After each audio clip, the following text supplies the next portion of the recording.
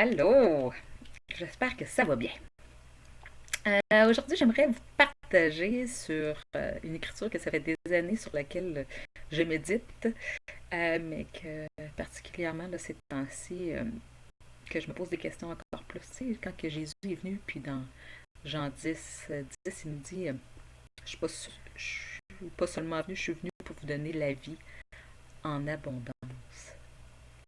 Est-ce que tu vis cette vie d'abondance-là que Dieu te promet? Euh, des fois, si on ne la vit pas, ça peut être pour plusieurs raisons. Ça dépend où ce que tu es dans ton chemin avec Dieu.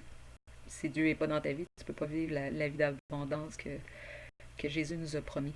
Tu sais, je pense aux Israélites. Ils étaient en Égypte, ils étaient esclaves.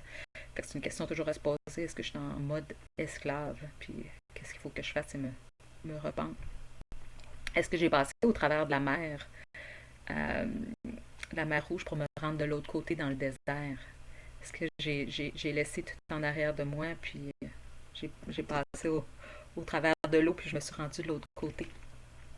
Est-ce que je suis dans le désert, puis que je me suis pas rendue comme les Israélites, je me suis pas rendue à la terre d'abondance parce que je suis restée dans me plaindre ou même peut-être dans le pilote automatique. Des fois, on fait tellement les choses juste sur le pilote automatique qu'on ne se pose pas de questions.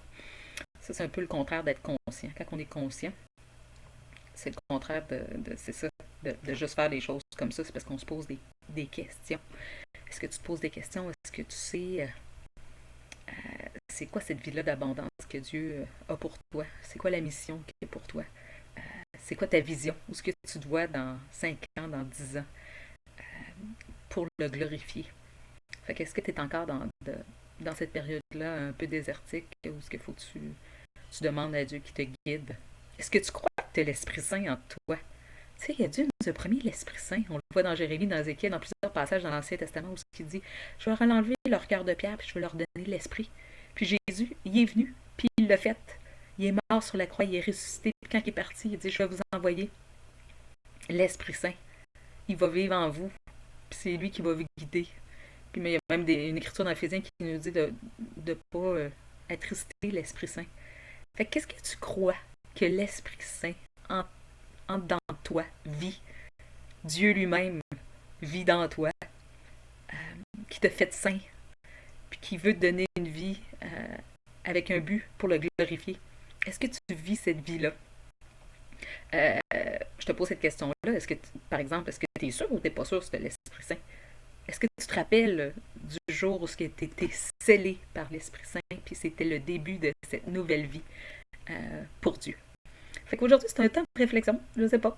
Peut-être que c'est très, très clair, puis j'aimerais ça que tu puisses me partager comment tu vis cette vie abondante-là que Dieu t'a promis.